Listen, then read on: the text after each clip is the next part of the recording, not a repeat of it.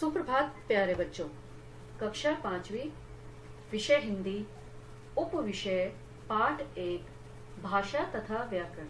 पुस्तक का नाम नई गुलमोहर हिंदी व्याकरण, व्याख्यान 1। बच्चों, आज हम व्याकरण की पुस्तक में पाठ 1, जिसका नाम है भाषा तथा व्याकरण, की दोहराई करेंगे और इसका केवल एक ही व्याख्यान रहेगा।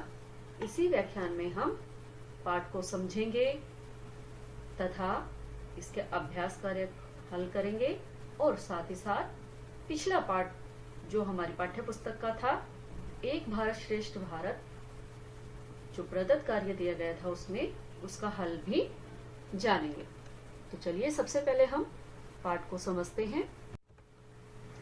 यह चित्र आप देख रहे हो बच्चों। इस चित्र में क्या है? कुछ बच्चे खेल रहे हैं। तो जब आप खेलते हैं तो खेल में आपके हाथ पैर ही नहीं चलते, बल्कि आप अपने साथियों के साथ बातचीत भी करते हैं। आप उनसे कुछ कहते हैं और वे आपसे कुछ कहते हैं। वे आपकी बात सुनते हैं और आप उनकी बातें सुनते हैं। क्या आपने कभी सोचा है कि आप लोगों के बीच यह कहना सुनना कैसे होता है? वास्तव में इसी कहने सुनने के लिए किसी न किसी भाषा को माध्यम बनाया जाता है। तो बच्चे यहाँ पर आपस में खेल रहे हैं और एक दूसरे से कुछ न कुछ बातें भी कर रहे हैं। अगला चित्र है। अब इस चित्र में क्या है? इस चित्र में दिखाया गया है कि एक बच्चा है जो कंप्यूटर पे लिख रहा है कुछ। तो जब आपका कोई मित्र किसी दूसरे शहर में हो और तब एक दूसरे को इंटरनेट के द्वारा लिखकर संदेश भेजे जाते हैं। इस प्रकार लिखने के लिए भी किसी न किसी भाषा का सहारा लिया जाता है। तो एक बार बोलने का और एक बार लिखने का सहारा लिया। अब यह अगला चित्र है। इस चित्र में क्या दिखाया गया है? इस चित्र में दिखाया गया है कि दो लड़कियां आपस में बातें कर रही हैं, लेकिन वो कैसे कर रही हैं? इशारों से। जैसे पहले कह रही है, रिद्धिमा क्या आइसक्रीम खाने चलोगी? वो दूसरी लड़की मना कर रही है, नहीं, मैं आइसक्रीम खाने नहीं जाऊंगी। तो यहाँ पर इशारों में बातचीत हो रही है। तो बच्चों, जो बातें इशारों में होती हैं उसको हम भाषा का रूप नहीं मानते हैं, क्योंकि इशारों में जो बातें कही गई हैं जरूरी नहीं कि वह उस बात को समझे। इशारे में कुछ बातों की सूचना दे पाने में हम तो सक्षम हैं, लेकिन इशारों को भाषा नहीं कहा जा सकता। भाषा के अंतर्गत मनुष्य केवल बोलकर या लिखकर ही अपने विचार प्रकट कर सकता है। तो इस तरीके से आपको पता चल गई भाषा के कितने रूप हैं? 2, लिखित और मौखिक। चलिए आगे जानते हैं। अब है भाषा की परिभाषा। भाषा की परिभाषा क्या है? भाषा वह साधन है जिसके द्वारा व्यक्ति अपने मन के भावों और विचारों को दूसरों तक पहुंचाता है और दूसरों के भावों और विचारों को ग्रहण करता है। यानी कि वह बोलकर अपने मन में जो बातें हैं वो दूसरों के सामने बताता है और दूसरों की मन की जो बातें हैं और जो विचार हैं उनको भी वो समझता है। तो किसके द्वारा? भाषा के द्वारा समझता है। अब यहाँ पर आप देख रहे हो इस चित्र में भाषा के 2 रूप गए हैं। भाषा के 2 रूप हैं, मौखिक और लिखित। अब यहाँ पर आप देख रहे हो जो अध्यापिका हैं वो पाठ को पढ़ा रही हैं, तो वो क्या है? मौखिक रूप है। और उन्होंने जो ब्लैक बोर्ड पर यहाँ लिख दिया है तो वो क्या है? इसका लिखित रूप। तो भाषा के कितने रूप हैं? 2। इसी तरह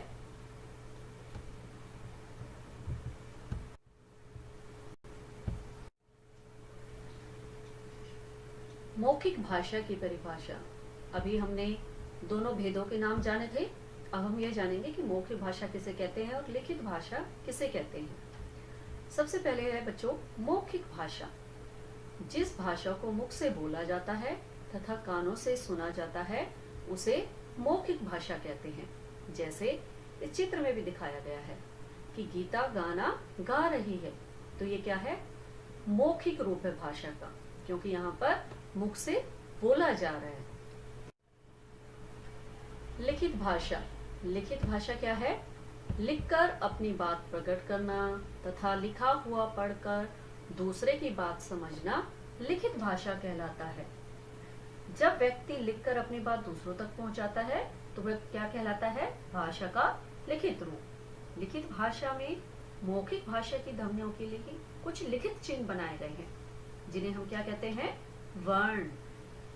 विभिन्न वर्णों के मेल से शब्द बनते हैं और शब्दों के मेल से क्या बनता है? वाक्य। और उनका प्रयोग लिखने में किया जाता है। जैसे पाठ्य पुस्तकें, समाचार पत्र, पत्रिकाएं लिखित भाषा के उदाहरण हैं। भाषा का लिखित रूप स्थायी होता है। इस रूप में जो भी बात कही जाती है वह कभी समाप्त नहीं होती। अब आती हैं भारतीय भाषाएं। भारतीय भाषाएं। भारत के संविधान में 22 भाषाओं को मान्यता प्राप्त है। चलिए उनके नाम जानते हैं, कौन कौन सी हैं? हिंदी, उर्दू, असमिया, बांग्ला, पंजाबी, गुजराती, कश्मीरी, मणिपुरी, कन्नड़, सिंधी, तमिल, तेलुगु, मलयालम, ओडिया, संस्कृत, कोंकणी, मराठी, नेपाली, मैथिली, संथाली, बोडो और डोगरी। ये हैं हमारी 22 भाषाएं जिन्हें भारत के संविधान ने मान्यता प्रदान की है। जैसे आसाम में असमिया बोली जाती है, जम्मू कश्मीर में कश्मीरी बोली जाती है, पंजाब में पंजाबी बोली जाती है, केरल में मलयालम, तमिलनाडु में तमिल, गुजरात में गुजराती, महाराष्ट्र में मराठी बोली जाती है। अब है कि जो भारतीय संविधान है, भारतीय संविधान में 14 सितंबर 1949 को हिंदी को राजभाषा का दर्जा दिया गया, उसे राजभाषा बना दिया गया। यह दिन प्रतिवर्ष हिंदी दिवस के रूप में मनाया जाता है। राजभाषा का काम कहाँ होता है? जहाँ सरकारी कार्यालय हैं उनमें ज्यादातर हिंदी में ही काम किया जाता है, तो इसे राजभाषा का दर्जा दिया गया। और इसी दिन को आपने भी देखा होगा, आप सभी भी अपने विद्यालय में हिंदी दिवस के रूप में इसे मनाते हैं। उस दिन आपके विद्यालय में प्रतियोगिता रखी जाती है हिंदी की, जैसे हिंदी में भाषण देना, हिंदी में कोई कविता सुनाना, हिंदी में कोई कहानी सुनाना, ठीक है ना। तो हिंदी दिवस के रूप में 14 सितंबर मनाया जाता है। अब आती है बच्चों बारी लिपि की। अब हम समझ गए कि मौखिक या उच्चारित भाषा को स्थायी रूप देने के लिए लिखित भाषा का विकास हुआ। प्रत्येक ध्वनि के लिखित चिन्ह या वर्ण बनाए गए हैं। तो इसी तरह जो लिपि की परिभाषा वो क्या है कि भाषा के लिखने के ढंग को लिपि कहते हैं। क्या कहते हैं? भाषा के लिखने के ढंग को लिपि कहते हैं। प्रत्येक भाषा की अपनी एक विशेष लिपि होती है। क्या होती है? प्रत्येक भाषा की एक अपनी विशेष लिपि होती है। जैसे हिंदी भाषा की लिपि क्या है? देवनागरी। वास्तव में लिपि ध्वनियों को लिखकर प्रस्तुत करने का एक ढंग है। संसार में अनेक भाषाएं और उनको लिखने के लिए अनेक लिपियां हैं। जैसे अब आप देखोगे आगे, यहाँ पर कुछ प्रमुख भाषाओं और उनकी लिपियों के नाम इस प्रकार हैं।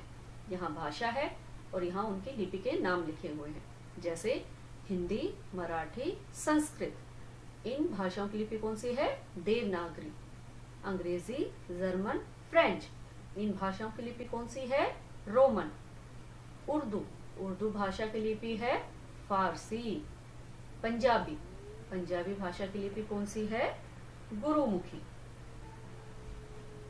अभी तक हमने क्या पढ़ा? भाषा के दो रूप, लिखित और मौखिक। भारतीय संविधान में 22 भाषाएं तथा लिपि। आगे हम पढ़ेंगे व्याकरण के बारे में। व्याकरण। अब हम जानेंगे व्याकरण किसे कहते हैं। तो व्याकरण वह शास्त्र है जो हमें भाषा को शुद्ध रूप में बोलना, लिखना, पढ़ना सिखाता है। कई बार आपने देखा होगा, कई बार हम वाक्य को गलत बोल देते हैं। जैसे राम ने खाना खाई। अब राम ने खाना खाई, तो ये वाक्य क्या है?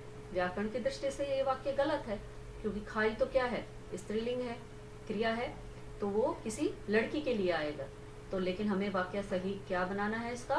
राम ने खाना खाया। ठीक है, तो इसका ज्ञान हमें किसने करवाया? इसका ज्ञान हमें करवाया व्याकरण ने। अब है व्याकरण के अंग। व्याकरण के बच्चों मुख्यतः 3 अंग हैं। पहला है वर्ण विचार, दूसरा है शब्द विचार और तीसरा है वाक्य विचार। इनको आप विस्तार से आप अपनी अगली कक्षा में पढ़ोगे। तो बच्चों आज हमने क्या सीखा? आज हमने सीखा भाषा विचारों के आदान प्रदान का एक प्रमुख साधन है। भाषा के 2 रूप होते हैं, मौखिक और लिखित। वर्णों की व्यवस्था तथा उनके लिखने के ढंग को क्या कहते हैं? लिपि। व्याकरण वह शास्त्र है जिसके अंतर्गत भाषा के नियमों का अध्ययन किया जाता है। व्याकरण के मुख्य 3 अंग होते हैं, वर्ण विचार, शब्द विचार और वाक्य विचार।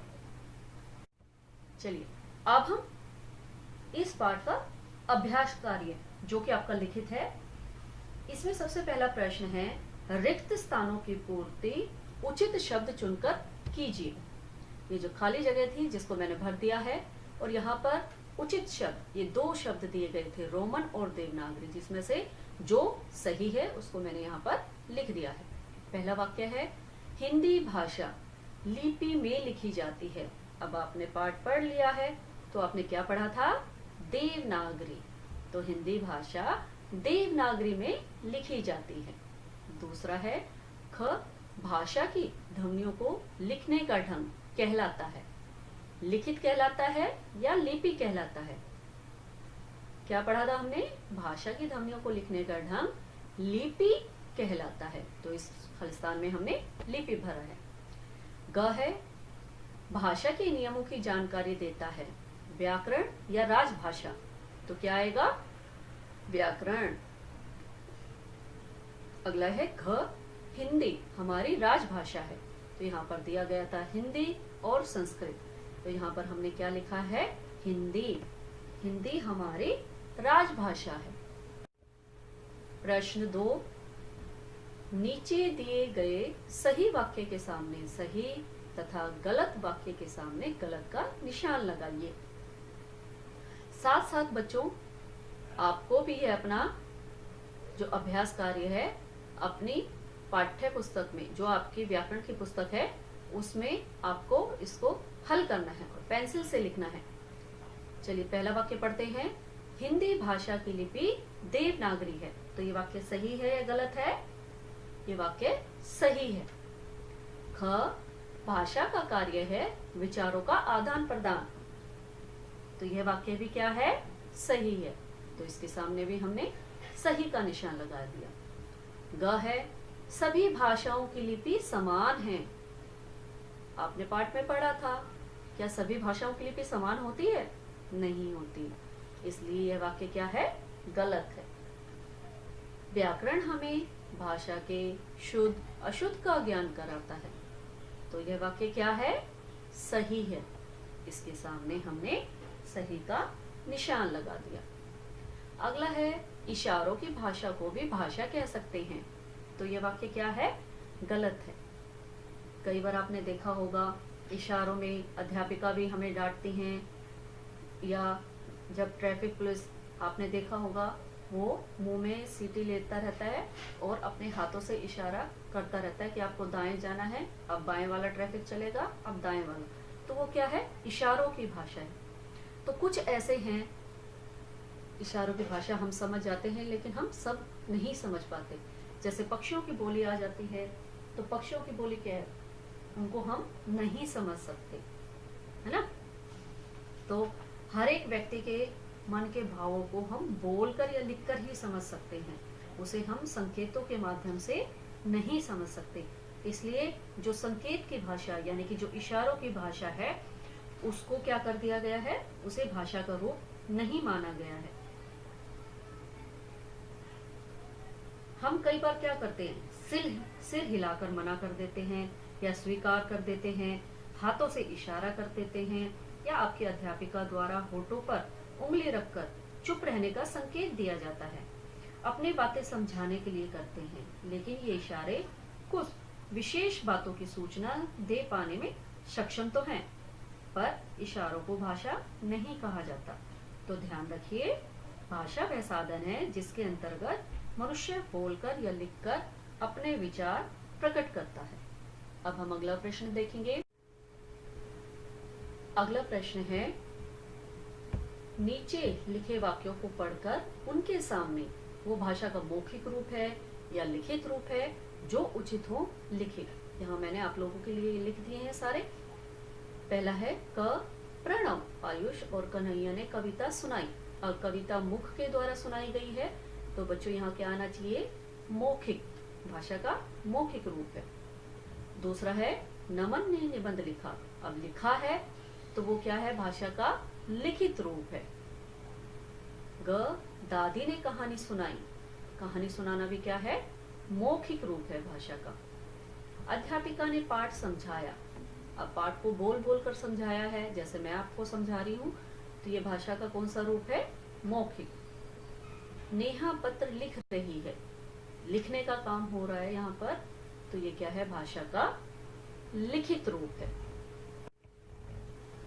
बच्चों, आज आपने जो पाठ पढ़ा भाषा तथा व्याकरण, उसी के आधार पर आपका आज का प्रदत्त कार्य है। प्रदत्त कार्य है प्रश्न 1, नीचे दिए गए प्रश्नों के उत्तर दीजिए।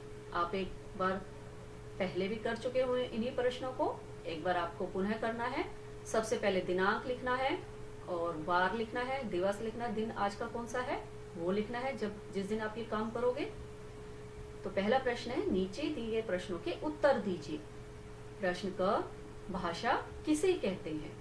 प्रश्न ख, भाषा के दो रूपों के नाम लिखिए। भाषा के कौन कौन से दो रूप हैं, उनके नाम लिखने हैं, नंबर 1 और नंबर 2 डालकर। ग, व्याकरण से आप क्या समझते हैं। व्याकरण से आप क्या समझते हैं, यह भी आपने पाठ में पढ़ा है, तो आप पाठ के आधार पर इन प्रश्नों के उत्तर आप अपनी उत्तर पुस्तिका में, यानी कि आप अपनी नोटबुक में लिखोगे। प्रश्न 2, नीचे लिखे वाक्यों को पढ़कर उनके सामने मौखिक या लिखित जो उचित हो बताएं। ऐसा प्रश्न अभी हमने किया है अपनी पुस्तक में भी, तो इनके सामने यहाँ लिख देना है आपने। कंप्यूटर पर ईमेल भेजना, वाद विवाद प्रतियोगिता में हिस्सा लेना, समाचार पत्र में विज्ञापन। प्रश्न 3, नीचे दिए अशुद्ध वाक्यों को शुद्ध करके लिखो। यहाँ मैंने 2 वाक्य दिए गए हैं, अशुद्ध हैं, जिनको आपने शुद्ध करके लिखना है। बच्चों, अब हम जानेंगे जो पिछले व्याख्यान में, यानी कि पाठ 4 का जो व्याख्यान था, उसमें जो प्रदत्त कार्य दिया गया था, उसका अब हल जानेंगे। तो सबसे पहला प्रश्न था, निम्नलिखित प्रश्नों के उत्तर दीजिए। तो ये पाठ के आधार पर ही थे प्रश्न। क्षेत्रफल की दृष्टि से भारत का विश्व में कौन सा स्थान है। उत्तर है, क्षेत्रफल की दृष्टि से भारत का विश्व में 7वां स्थान है। प्रश्न ख, जनसंख्या की दृष्टि से भारत का विश्व में कौन सा स्थान है। उत्तर है, जनसंख्या की दृष्टि से भारत का विश्व में 2रा स्थान है। प्रश्न क, धरती का स्वर्ग किसे कहा जाता है और क्यों। कश्मीर को उसकी सुंदरता के कारण धरती का स्वर्ग कहा जाता है। कश्मीर है वो बहुत ही ज्यादा सुंदर है, जिसके कारण उसे धरती का स्वर्ग कहा जाता है, क्योंकि स्वर्ग एक ऐसी जगह है जहाँ पर बहुत सारी सुंदर सुंदर चीजें होती हैं, तो इसलिए कश्मीर को उसकी सुंदरता के कारण धरती का स्वर्ग कहा जाता है। प्रश्न 2 था, सही उत्तर के सामने सही का निशान लगाइए। प्रश्न क, बादलों का घर के नाम से किसे जाना जाता है। असम को, अरुणाचल प्रदेश को, मणिपुर को या मेघालय को। तो उत्तर में हम क्या करेंगे, सही विकल्प कौन सा है? आप बताएंगे क्योंकि आपने भी पाठ पढ़ा है मेघालय को, तो हमने मेघालय के सामने सही का निशान लगा दिया। अगला है समुद्र तटीय क्षेत्रों के निवासियों का प्रिय भोजन क्या है? सबसे अच्छा उनको क्या लगता है? ये पाठ के आधार पर ही पूछा गया है। तो क्या है? दाल बाटी चूरमा, मछली चावल, लिट्टी चोखा या नान सब्जी। तो सही उत्तर क्या है? मछली चावल। तो इसके सामने हमने सही का निशान लगाना है। अब आता है प्रश्न 3, निम्नलिखित शब्दों के लिंग लिखिए। आपको ये बताना था कि ये पुल्लिंग है या स्त्रीलिंग। तो पुल्लिंग और स्त्रीलिंग की पहचान जब हम उसके वाक्य में प्रयोग कर लेते हैं तब पहचान होती है। जैसे पर्वत अटल खड़ा है, अब खड़ा है तो वो क्या है? पुल्लिंग है। तो यहाँ पर हमने उसके सामने पुल्लिंग लिखना है। इसी तरह है गुरुद्वारा। गुरुद्वारा क्या है? गुरुद्वारा, आज गुरुद्वारा बंद था, बंद थी नहीं, बंद था। तो ये क्या है? पुल्लिंग। अगला है ठंड। मुझे बहुत ज्यादा ठंड लग रही है। तो क्या है? स्त्रीलिंग। अगला है शिकारा। शिकारा एक कश्मीर में आपने देखा होगा, एक घर का नुमा एक आकार का बना नाव होती है, उसे बोलते हैं शिकारा। मैं शिकारे में घूम रहा हूँ, मैं शिकारे में बैठ गया, या शिकारा नदी में चल रहा है। तो वो क्या है? पुल्लिंग। घर, मैंने घर बनाया, मेरा घर वहां पर है, मेरा घर तोड़ दिया गया। तो ये क्या है? पुल्लिंग शब्द है। हम ये नहीं कहेंगे मेरा घर तोड़ दी गई, हम क्या कहेंगे? मेरा घर तोड़ दिया गया। तो वो पुल्लिंग है। च है मूर्ति। भगवान की जो मूर्ति होती हैं, तो मैंने एक मूर्ति बनाई, हम ये नहीं कहेंगे मैंने मूर्ति बनाया, क्या कहेंगे? मैंने एक मूर्ति बनाई। तो ये क्या है? स्त्रीलिंग है। तो अब आपको पता चल गया होगा कि कौन से पुल्लिंग शब्द हैं और कौन से स्त्रीलिंग शब्द हैं। हमारे इस चैनल को सब्सक्राइब कीजिए और वीडियो को लाइक कीजिए। धन्यवाद।